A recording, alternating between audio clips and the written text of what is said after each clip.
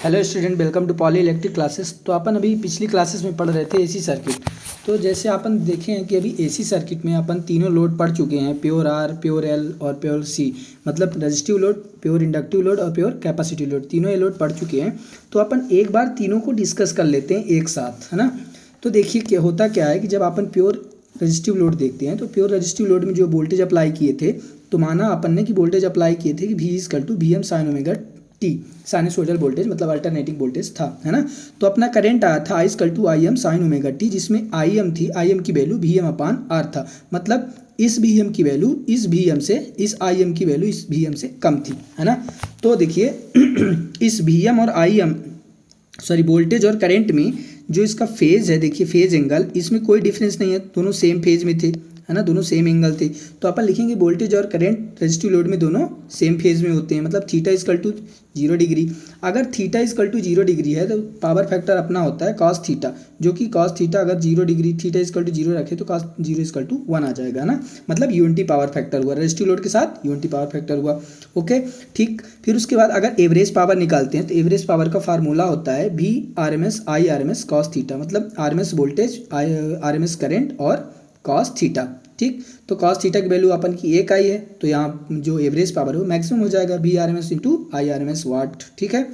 फिर phasor diagram देखते हैं। अगर दोनों सेम फेज में है करंट और वोल्टेज, तो अपन सेम फेज में, देखिए यहाँ 0 से स्टार्ट हुए, दोनों दोनों 0 पर खत्म और दोनों 0 पर यहाँ पर खत्म, है ना। तो दोनों सेम फेज पे है वोल्टेज और करंट। ये देखिए आई एम जो है, ये आई एम, ये वी एम से क्या है, छोटा है, मतलब करंट छोटा है इससे, वोल्टेज से। तो अगर एक ये भी फेजर डायग्राम बना सकते हैं, एक ये भी फेजर डायग्राम बना सकते हैं, मतलब वोल्टेज और करंट दोनों सेम फेज पर हैं, करंट छोटा है किससे, वोल्टेज से। ठीक। अब इसी प्रकार देखते हैं इंडक्टिव लोड के लिए। तो देखिए इंडक्टिव लोड के लिए देखते हैं, तो वोल्टेज अपन क्या ले लिए, V equal to V M sine omega T. तो इसमें करंट क्या आया था, I equal to I M sine omega T minus pi by 2, मतलब 90 डिग्री क्या है, पीछे है करंट, किससे, वोल्टेज से 90 डिग्री पीछे है। तो जो ये आई एम है, तो आई एम की वैल्यू कितनी आई है, वी एम अपान एक्सएल, ये ध्यान रखना है, V M upon XL, XL equal to क्या है, ओमेगा एल। ठीक। जहाँ ओमेगा इक्वल टू अपन लिख सकते हैं 2 पाई एफ। ठीक है। तो करंट अपन यहाँ देख रहे हैं कि करंट क्या है, पाई बाई 2 डिग्री, मतलब 90 डिग्री पीछे है किससे, करंट से। तो दोनों के बीच कितना, 90 डिग्री के एंगल है, मतलब करंट लैग करता है किससे, वोल्टेज से, मतलब करंट पीछे है वोल्टेज से, पश्चगामी है वोल्टेज से, है ना। तो थीटा क्या आया दोनों के बीच में, 90 डिग्री।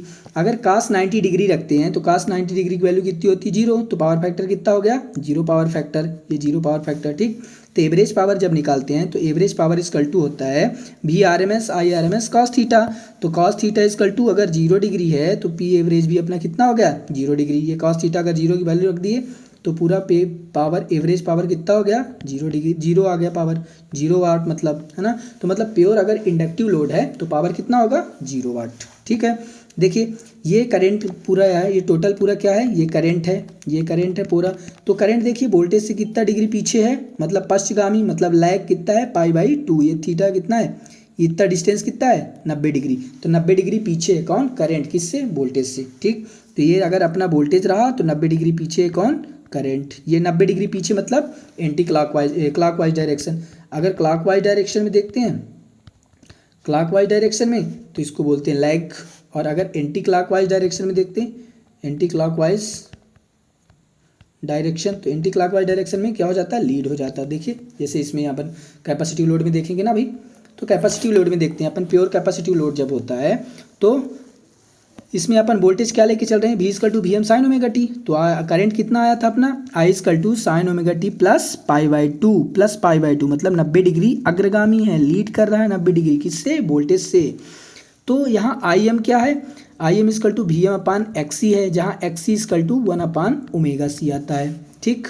ओमेगा इक्वल टू यहाँ भी कितना आ जाएगा, 2 पाई एफ, है ना, 2 पाई एफ, एफ क्या है, फ्रिक्वेंसी। तो यहाँ देखिए करंट जो है अपना वो वोल्टेज से 90 डिग्री क्या कर रहा है, लीड कर रहा है, मतलब अग्रगामी है ना। तो 90 डिग्री लीड कर गया, तो मतलब दोनों के बीच में थीटा एंगल जो है कितना आ गया, 90 डिग्री। और 90 डिग्री अगर थीटा आ गया तो पावर फैक्टर अपना होता है कॉस थीटा, कॉस थीटा। और थीटा की वैल्यू अगर 90 डिग्री रखते हैं तो cos 90 equal to cos 90 equal to 0, है ना। तो पावर फैक्टर कितना आ गया 0, तो यहाँ भी 0 पावर फैक्टर हो गया। मतलब अगर प्योर कैपेसिटिव लोड यूज करते हैं तो अपना पावर फैक्टर कितना आया 0 पावर फैक्टर। अगर 0 पावर फैक्टर है मतलब cos थीटा की वैल्यू अगर 0 है तो ये पूरी की पूरी एवरेज पावर कितनी हो जाएगी 0, तो यहाँ भी 0 वाट हो गया। मतलब इसका मतलब अगर प्योर कैपेसिटिव लोड भी यूज करते हैं तो वहाँ भी एवरेज पावर 0 वाट होगा। ठीक, अगर इसका डायग्राम बनाते हैं तो अभी अपन ने ऊपर देखा कि करंट लीड करती है किससे, वोल्टेज से। कितना 90 डिग्री लीड करती है, मतलब अग्रगामी है। तो देखिए ये करंट है अपना, ये करंट, ये पूरा करंट है जो कि 90 डिग्री अग्रगामी है किससे, वोल्टेज से। तो ये देखिए 90 डिग्री हुआ, ये वोल्टेज हुआ अपना, तो वोल्टेज से पहले है 90 डिग्री करंट, अग्रगामी है मतलब लीड कर रहा है कौन, करंट किससे, वोल्टेज से, है ना। तो यहाँ देखिए ये एंटी क्लॉकवाइज डायरेक्शन में लीड करेगा, तो ये वोल्टेज है तो इसके एंटी क्लॉकवाइज में घड़ी के विपरीत दिशा में चले तो ये क्या हो गया, ये करंट हुआ अग्रगामी 90 डिग्री। ठीक, तो अभी के लिए इतना। अब नेक्स्ट लेक्चर पे अपन देखेंगे कि आरएल लोड के साथ अपन क्या कर रहे हैं। जब अपन आरएल लोड लेंगे, आरसी लोड लेंगे और आरएलसी लोड, ये तीनों सीरीज में लेंगे, फिर ऐसे ही सारे लोड अपन पैरेलल में भी लेंगे, है ना। तो सभी को अभी देखेंगे आगे, बहुत मज़ा आने वाला है इस सेशन में। और ये बहुत इंपॉर्टेंट भी है किसके लिए, अगर आप थर्ड सेम इलेक्ट्रिकल में हो, थर्ड सेम में इलेक्ट्रिकल या इलेक्ट्रॉनिक्स में, दोनों में, इलेक्ट्रिकल में मतलब डबल ई में हो या कि फिर ईटी ब्रांच में हो थर्ड सेम में, तो दोनों के लिए इंपॉर्टेंट है। या कि आप किस में हो, सिविल के एफ ट्रिपल ई में सिविल के फर्स्ट सेम में हो, या कि फिर डबल ई के इलेक्ट्रिकल ब्रांच के एफ ट्रिपल ई में फर्स्ट सेम में लगता है, ये भी है ना।